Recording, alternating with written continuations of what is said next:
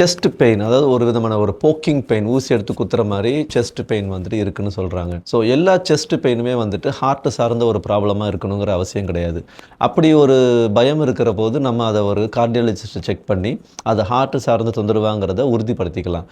அப்படி இல்லாத போது எதனுடைய ஒரு சிம்டமாக இருக்கும் அப்படின்னா, அவங்களுக்கு ஆசிட் ரிஃப்ளெக்ஸ் இருக்கும். அதோட சார்ந்து கழுத்து சார்ந்த பிரச்சனைகளும் இருக்கும்.